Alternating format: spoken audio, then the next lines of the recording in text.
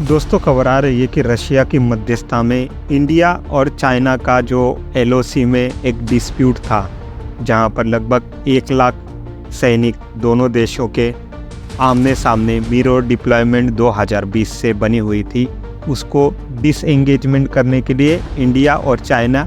Agree हो चुके हैं। अब स्टेप बाय स्टेप पर और वैलिडेट करते हुए इंडिया और चाइना जहां पर अपनी पोजीशन लेके इतने सैनिकों का जमावड़ा करके पिछले 4 साल से बैठे थे, धीरे धीरे वहां से पीछे हटना चालू कर देंगे। अगर हम हिस्ट्री में जाके देखते हैं, थोड़ा 4-5 साल पीछे जाके देखते हैं, तो आपको समझ में आएगा। सबसे पहले ये जो डिस्प्यूट है ये चालू होता है डोकलाम विवाद से। 2017 में ट्राई जंक्शन जो है इंडिया, चाइना और भूटान, चाइना मतलब तिब्बत की बात कर रहा हूँ मैं यहाँ पर, ये जो आपको मैप में दिख रहा होगा कि यहाँ पर चाइना अपने हेवी इक्विपमेंट लाके बॉर्डर में इंफ्रास्ट्रक्चर डेवलपमेंट करने का ट्राई करता है, जिसके वजह से इंडिया का जो चिकन नेक कहा जाता है, ये यहाँ पर इंडिया को इनसिक्योरिटी महसूस होती है। और भूटान जैसे छोटा सा देश जिसका इंडिया के साथ डिफेंस पैक्ट वगैरह भी है, वहाँ पर इंडिया एक स्टेप फर्दर लेता है और चाइना को वहाँ पर इंफ्रास्ट्रक्चर बनाने में और वहाँ पर उसका जो भी प्रोजेक्ट है वो बनाने में इंडिया वहाँ पर रोकते हुए दिखाई देता है। ये जो डोकलाम विवाद हुआ था 2017 में, ये लगभग 70 दिन तक चला हुआ विवाद था इंडिया और चाइनीज़ सोल्जर्स के बीच में। उसके बाद 70 दिन बाद ये डोकलाम विवाद जो है वो बातचीत के जरिए, डायलॉग के जरिए ख़त्म किया गया था। लेकिन ये 70 दिन में बहुत ही ज़्यादा हॉट एनवायरनमेंट इंडिया और चाइना के गवर्नमेंट के बीच, मीडिया के बीच होते हुए वहाँ पर दिखाई देता है। उसके बाद लॉकडाउन लग जाता है कोरोना वायरस की वजह से, हम देखते हैं। वहीं पर 2020 में जो है गलवान वैली में क्लैशेस दिखाई देते हैं, जहाँ पर इंडिया और चाइना की फोर्सेस जो है, आर्मी जो है, वहाँ पर भिड़ंत होती है दोनों की, जिसके रिज़ल्ट में 20 इंडिया के जो जवान हैं वो शहीद हो जाते हैं और लगभग 35 से 40 चाइना के जो जवान हैं वहाँ पर मारे जाते हैं। लेकिन चाइना वहाँ पर ये जो उसकी जो रिस्पॉन्सिबिलिटी है या उसकी जो कैजुअलिटी है उसको पब्लिकली बताता नहीं है, लेकिन खुफिया सोर्स और इंटरनेशनल मीडिया से पता चलता है, जैसे इन्फॉर्मेशन निकलती है कि वहाँ पर चाइना को 2020 की गलवान वैली में हेवी लॉस जो है उसको उठाने पड़े थे। उसके बाद से ही हमने मिरर डिप्लॉयमेंट बॉर्डर पर देखी हुई, खास करके लद्दाख रीजन में और अरुणाचल प्रदेश, ये जो इंडिया का रीजन है जहाँ पर चाइना अपना फ़िलहाल क्लेम करते रहता है, जहाँ पर हम लोग इंडिया चाइना बॉर्डर डिस्प्यूट कहते हैं। वहाँ पर चाइना अपनी तरफ से बहुत ही ज़्यादा सिक्योरिटी, उसकी जो आर्मी है उसकी स्टैंड बाय करवा देता है। वहाँ पर बहुत ही ज़्यादा डिफेंस का उसका आर्टिलरी हुआ, वेपन्स हुआ, वहाँ पर मौजूदगी बहुत ही ज़्यादा बढ़ाई देता है। इसीलिए पिछले 4 साल से वहाँ पर एक डिस्प्यूट का वातावरण तैयार हो गया था। चाइना की अगर आप स्ट्रैटेजी देखते हैं तो आपको क्लोजली मॉनिटर करते हैं तो समझ में आ रहा होगा कि चाइना पिछले काफ़ी टाइम से स्ट्रिंग ऑफ पर्ल्स इंडिया के आजू बाजू एक घेरा बना रहा है, ताकि वो इंडिया को जो है अपने चुंगल में पकड़ सके, अपने पंजे से दबा सके। ये स्ट्रिंग ऑफ पर्ल जो चालू होता है वो अफ्रीका के हॉर्न ऑफ अफ्रीका से चालू होते हुए हमको दिखाई देता है, और फिर पाकिस्तान का ग्वादर, मालदीव, श्रीलंका, बांग्लादेश, म्यांमार होते हुए ये स्ट्रिंग ऑफ पर्ल्स चाइना ने इंडिया के अगेंस्ट इंडियन ओशन में बनाया हुआ, जैसा कि आपको मैप में दिख रहा है, दिखाई देता है। यहाँ पर चाइना और पाकिस्तान की जो फ्रेंडशिप है वो नए आयाम लेते हुए दिखाई देती है। जैसे कि पाकिस्तानी मीडिया और पाकिस्तान के पॉलिटिशियंस बोलते हैं, शहद से भी मीठी, समुंदर से भी गहरी और हिमालय से भी ऊंची इनकी चाइना पाकिस्तान की जो फ्रेंडशिप है वो यहाँ पर हमको दिखाई देती है। स्पेशली चाइनीज़ जितने भी मिलिट्री और डिफेंस फोर्सेस है वो पाकिस्तान ऑक्यूपाइड कश्मीर और इंडिया के बॉर्डर के नज़दीक मिलिट्री एक्सरसाइज करते हुए दिखाई देती है। चाइना के जितने भी नए 4.5 जनरेशन कहिए या 5th जनरेशन के जितने भी फाइटर जेट है वो एलओसी के, इंडिया के एलओसी के करीब उड़ते हुए दिखाई देते हैं। पाकिस्तान के साथ इनका बहुत ही ज़्यादा सैनिक मिलिट्री अलायंस बनते हुए दिखाई दे रहा है, वो भी इंडिया के लिए एक थ्रेट है। साथ ही साथ ये जो इंडिया और चाइना का बिजनेस हो रहा है, जो डिफेंस बिलैटरल ट्रेड हो रहा है इंडिया का, उसमें इंडिया को बहुत ही ज़्यादा लॉस सहना पड़ रहा है, डिप्लिसिट सहना पड़ रहा है, क्योंकि इंडिया चाइना को बेच कम रहा है, चाइना से खरीद ज़्यादा रहा है, जिसकी वजह से हम देखते हैं कि इंडिया का जो पूरा मार्केट है वो चाइनीज़ प्रोडक्ट से पटा पड़ा है, भरा पड़ा हुआ है, सस्ते दामों में बिक रहा है।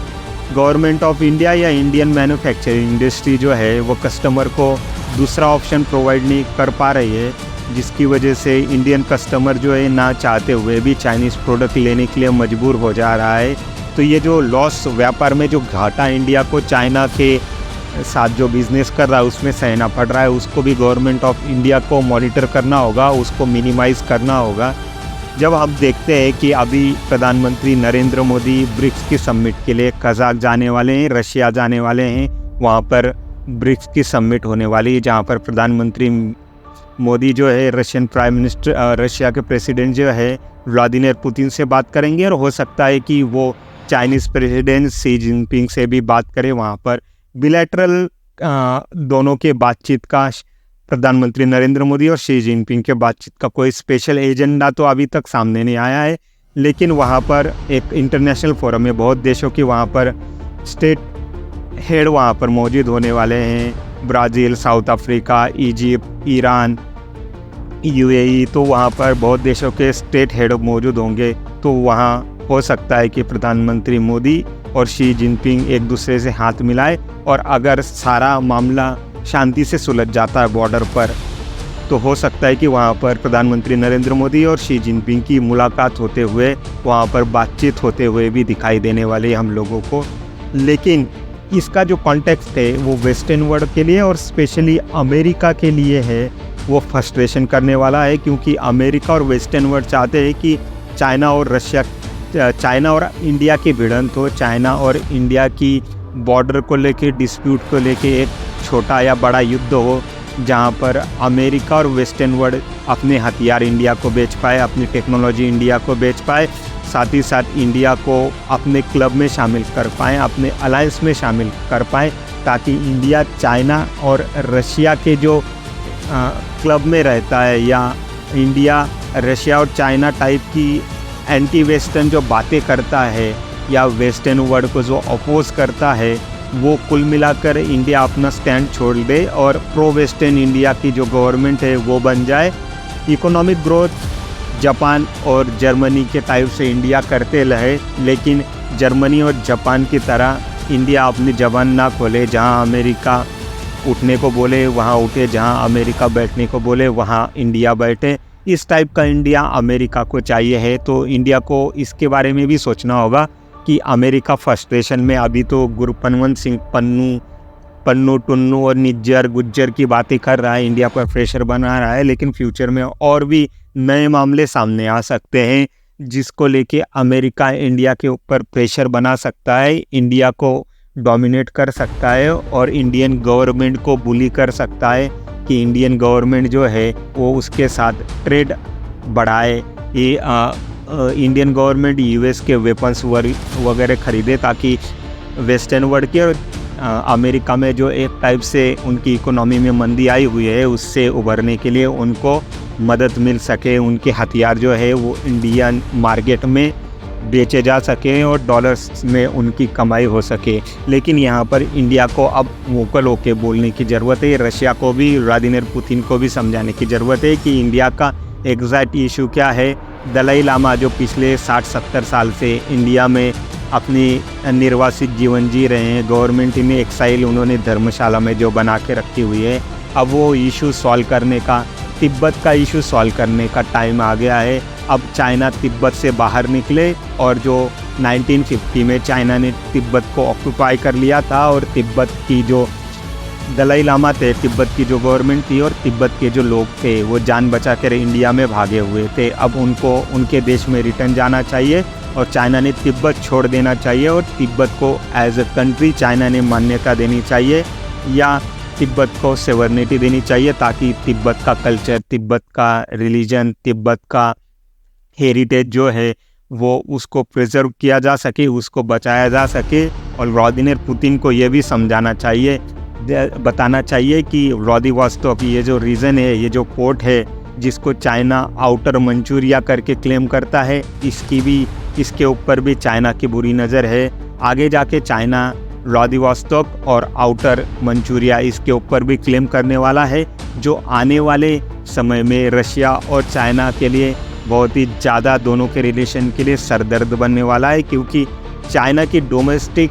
जो पॉलिसीज़ है उससे शी जिनपिंग और सीपीपी जो चाइना की party, communist party of China, उसके ऊपर प्रेशर क्रिएट हो रहा है कि वो व्लादिवोस्तोक आउटर मंचूरिया जिसे कहा जाता है उस एरिया को चाइना से फिर से रिटर्न बैक करे और चाइना का हिस्टोरिकल जो रीजन था आउटर मंचूरिया उसको फिर से चाइना में शामिल करे। तो आने वाले समय में इंडिया को अलर्ट होना पड़ेगा, क्योंकि चाइना जैसा बोलता है वैसा ही ग्राउंड पर करते हुए तो दिखाई नहीं देता है। क्योंकि इंडिया के जो प्रीवियस अनुभव है, चाहे वो तिब्बत हो, 1962 का वार हुआ हो, या उसके बाद नाथुल्ला दर्रे में जो इंडिया और चाइना का डिस्प्यूट हुआ था 1967 में, उससे इंडिया ने लेसन लेते हुए आंख बंद करके चाइना पर बिलीव करना, चाइना के बातों पर विश्वास करना, इसको सबको बंद करना चाहिए और विजिलेंस वहाँ पर रखना चाहिए। हाई लेवल वहाँ पर सर्विलेंस रखना चाहिए, मॉनिटर रखना चाहिए कि बॉर्डर को लेके चाइना कुछ छेड़छाड़ मत करे, और इंडिया ने अपना इंफ्रास्ट्रक्चर बॉर्डर रिलेटेड एरियाज़ में और ज़्यादा बढ़ाना चाहिए। इंडियन मिलिट्री का एक्सेस वहाँ पर क्विक हो, टाइमली मैनर पर हो, ताकि हम आने वाले फ्यूचर में चाइना को टाइमली जवाब दे सके। अभी के लिए इतना ही। अभी तक आपने हमारा चैनल ट्रांसमीडिया फोरम लाइक और सब्सक्राइब नहीं किया है तो आपसे विनती है तुरंत सब्सक्राइब का बटन दबा के हमारा चैनल ट्रांसमीडिया फोरम लाइक और सब्सक्राइब कर दीजिए। Thank you very much.